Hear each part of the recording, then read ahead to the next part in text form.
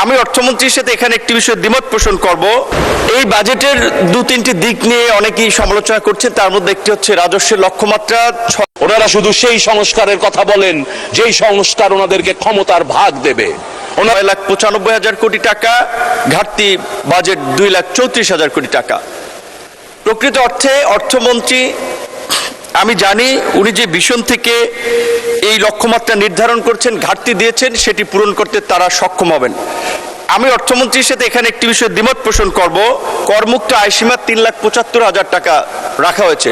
প্রকৃত অর্থে বাংলাদেশের বর্তমান আর্থসামাজিক বাস্তবতায় অ্যাভারেজ 30 থেকে 40,000 টাকার নিচে আয় করে মানুষ লাইফ লিড করা খুব ডিফিকাল্ট। সেক্ষেত্রে আমি মনে করি এটাকে 50,000 করে মান্থলি ধরে 6 লক্ষ টাকা পর্যন্ত যদি আয়কর মুক্ত করা হয় এবং তারপরে রেভিনিউ যদি আহরণ করার জন্য জোর দেওয়া হয়, কারণ এখন ইউনিয়ন পর্যায়ে, উপজেলা পর্যায়েও অনেক সক্ষম করদাতা পাবেন, কারণ বর্তমান যে করদাতা আছে সেখানে মাত্র 30 থেকে 35% মানুষ কর দেয়। সুতরাং আপনি যে সোশ্যাল সেফটি নেট সরকার এত এক্সপেনশন করতেছে, এখানে যদি ওই কর আদায়ের দিকে আপনি গুরুত্ব দেন এবং কিছুটা এনফোর্স করতে হবে, তাহলে এই লক্ষ্যমাত্রা পূরণ অস্বাভাবিক কিছু নয়। যেহেতু সময় খুব সংক্ষিপ্ত, বিস্তারিত কিছু বলা যাবে না, আমি আমার মন্ত্রণালয়ের একটি বিষয় তাজদি এলাকার সম্পর্কে 2-1 মিনিট বলে শেষ করতে চাই। অনেক একটা বাস্তবসম্মত বাজেট, যেটি নিয়ে আমি পড়াশোনা করে খুব নেতিবাচক সমালোচনা করার মতো খুব বেশি কিছু পাই নাই।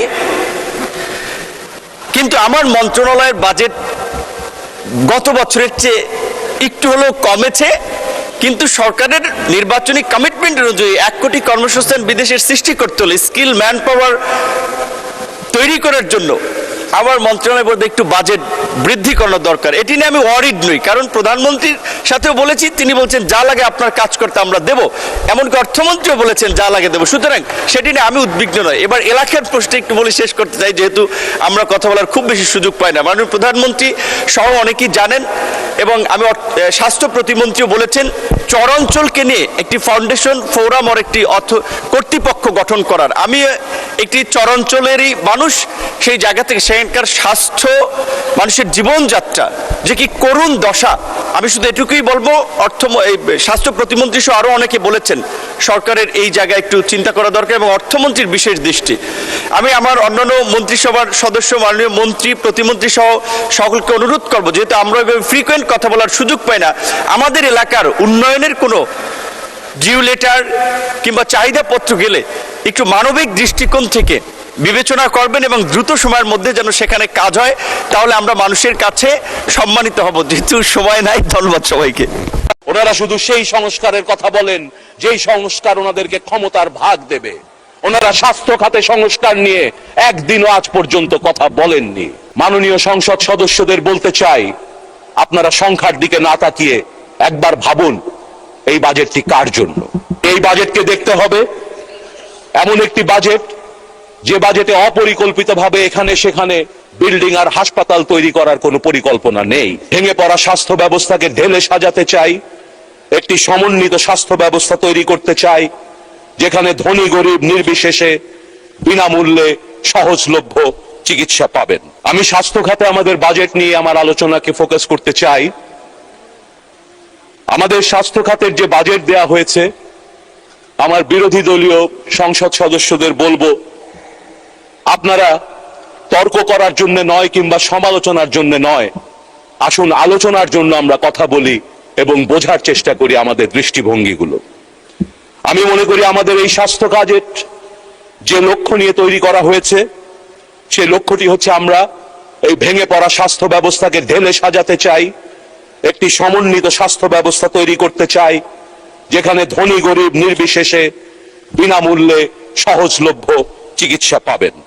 অর্থাৎ একটি অ্যাক্সেসেবল, অ্যাফোর্ডেবল এবং ইনক্লুসিভ হেলথ সিস্টেম করার জন্যই এই বাজেট তৈরি করা হয়েছে। স্বাস্থ্য খাতে বাজেট প্রায় দ্বিগুণ হয়েছে। বিগত বছরে 35,000 কোটি টাকা থেকে এবার 69,000 কোটি টাকা স্বাস্থ্য খাতে বরাদ্দ করেছে আমাদের সরকার।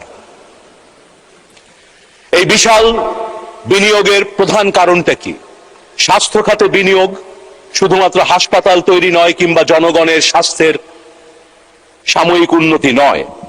স্বাস্থ্য খাতে বিনিয়োগ পুরো জনগোষ্ঠীর গড় আয়ু বৃদ্ধি করে, মানুষকে সুস্থভাবে বাঁচতে দেয়। স্বাস্থ্য খাতে বিনিয়োগ দারিদ্র্য নিরসন করে, মানুষকে সুস্থ এবং প্রোডাক্টিভ রাখে। স্বাস্থ্য খাতে বিনিয়োগ আমাদের ওয়েলবিং এবং হ্যাপিনেস তৈরি করে। স্বাস্থ্য খাতে বিনিয়োগ আমাদের সমাজে বৈষম্য দূর করে সম্প্রীতির সমাজ তৈরিতে সৃষ্টি করে। মাননীয় স্পিকার, বাংলাদেশের স্বাস্থ্য খাতে যে বড় চ্যালেঞ্জগুলো আমরা এই সময় দেখতে পাচ্ছি, আমাদের যে সর্বাত্মকভাবে যে মৃত্যু হয় মানুষের, তার 71% বাংলাদেশে নন কমিউনিকেবল ডিজিজ বা অসংক্রামক ব্যাধির কারণে হচ্ছে। অর্থাৎ ডায়াবেটিস, হাইপারটেনশন, এই ধরনের দীর্ঘমেয়াদী রোগ, কিডনির রোগ, এই সমস্ত কারণে মানুষ মারা যাচ্ছে। বাংলাদেশে এবং বিশ্বের বর্তমান বাস্তবতায় স্বাস্থ্য খাতে আরেকটি বড় চ্যালেঞ্জ হচ্ছে অতিমারী এবং মহামারীর সংখ্যা। একই সাথে আরবানাইজেশন, নগরায়ন, দ্রুত গতিতে মানুষ গ্রাম থেকে নগরে চলে আসছে এবং সেখানে একটি দরিদ্র জনগোষ্ঠী হিসেবে তাদের জীবন যাপন করতে হচ্ছে। প্রযুক্তির উৎকর্ষের সঙ্গে সঙ্গে স্বাস্থ্য খাতেও প্রযুক্তির ব্যবহারের যে সুযোগ আছে, সেই সুযোগগুলোকে আমাদের কাজে লাগাতে হবে। আধুনিক প্রযুক্তির মাধ্যমে স্বাস্থ্য খাত এবং চিকিৎসাকে আরো বেশি কার্যকর করে তুলতে হবে। একই সাথে বাংলাদেশে প্রধান একটি সমস্যা, চিকিৎসার খরচ বৃদ্ধি পেয়েছে এবং তার চেয়েও ভয়ঙ্কর ব্যাপার হচ্ছে এই খরচের 79% আউট অফ পকেট এক্সপেন্ডিচার, অর্থাৎ রোগীর পকেট থেকে টাকা দিয়ে তাকে চিকিৎসা নিতে হয়। এই একই সংখ্যাটি থাইল্যান্ডে মাত্র 10% এবং মালদ্বীপসে মাত্র 18% আমাদের দেশের মানুষকে 80% পকেট থেকে টাকা দিয়ে চিকিৎসা নিতে হয়। তাই এই বাজেটকে দেখতে হবে এমন একটি বাজেট, যে বাজেটে অপরিকল্পিতভাবে এখানে সেখানে বিল্ডিং আর হাসপাতাল তৈরি করার কোনো পরিকল্পনা নেই। এই বাজেট আমাদের বিরোধী দল মাঝে মাঝে এই সংস্কারের কথা বলেন, জুলাই সনদের কথা বলেন। ওনারা শুধু সেই সংস্কারের কথা বলেন যেই সংস্কার ওনাদেরকে ক্ষমতার ভাগ দেবে। ওনারা স্বাস্থ্য খাতে সংস্কার নিয়ে একদিনও আজ পর্যন্ত কথা বলেননি। একটি স্বাস্থ্য সংস্কার কমিশন হয়েছিল, তারা অনেক কিছু চিন্তা ভাবনা করে অনেক কিছু লিখে দিয়েছে। আমি খুশি হতাম আমাদের বিরোধী দল যদি সেই স্বাস্থ্য খাত সংস্কার কমিশনের রিপোর্ট নিয়ে আমাদের এখানে কথা বলতেন। আমরা চাই স্বাস্থ্য খাতকে পুনর্গঠন করতে, সংস্কার করতে। স্বাস্থ্য খাতে ভৌত কাঠামোর সংস্কার দরকার, প্রতিটা বিল্ডিং ভেঙে পড়েছে। মানব সম্পদের সংস্কার প্রয়োজন, চিকিৎসা পদ্ধতি সহ হেলথ ম্যানেজমেন্টের ইমপ্রুভমেন্ট দরকার, ডিসেন্ট্রালাইজেশন দরকার এবং কেনাকাটার ক্ষেত্রে ট্রান্সপারেন্সি এবং অ্যাকাউন্টেবিলিটি দরকার। আমরা এমন স্বাস্থ্য ব্যবস্থা গড়ে তুলব যেখানে নগর এবং গ্রামের মানুষ একই ধরনের স্বাস্থ্য পাবে। আমরা এমন স্বাস্থ্য ব্যবস্থা গড়ে তুলব যে স্বাস্থ্য ব্যবস্থার ভিত্তি হবে আমাদের প্রাথমিক স্বাস্থ্য সেবা। এবারের বাজেট যেমন 100% বৃদ্ধি পেয়েছে, পাশাপাশি আমাদের চ্যালেঞ্জগুলোও রয়েছে। আমরা জোর দেব রোগ প্রতিরোধে, রোগের চিকিৎসার চেয়ে রোগ হওয়ার আগেই আমরা সেটাকে থামানোর চেষ্টা করব। আমরা একটি রেফারেল নেটওয়ার্ক গড়ে তুলব। আপনারা সকলেই বলেন দেশের মেডিকেল কলেজ হাসপাতাল, সদর হাসপাতাল, বড় বড় হাসপাতালগুলো ঢাকায় বারান্দায় রোগী থাকে, 500 রোগীর হাসপাতালে 2000 রোগীকে চিকিৎসা দিতে হয়। এই যে ঢাকার বড় হাসপাতালে যে ভিড়টি দেখছেন, এই সমস্যার সমাধান ঢাকার ওই হাসপাতালে পাবেন না। এই সমস্যার সমাধান যদি আমরা জেলা হাসপাতালগুলোকে পূর্ণাঙ্গ সব সুবিধা দিয়ে তৈরি করতে পারি, মানুষ তাহলে জেলার ভেতরেই তার চিকিৎসাগুলো পাবে। আমরা সেই ধরনের পরিকল্পনাই করছি। আমার বিরোধী দলের মাননীয় সংসদ সদস্যদের বলতে চাই, আপনারা সংখ্যার দিকে না তাকিয়ে একবার ভাবুন এই বাজেটটি কার জন্য।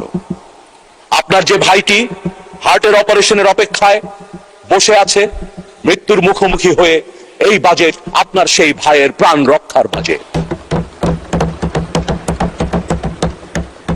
মাননীয় স্পিকার, আমাদের মা, খালা, চাচারা, বৃদ্ধ মানুষেরা 5 লক্ষের অধিক ছানি রোগের কারণে অন্ধত্ব বরণ করে বসে আছেন।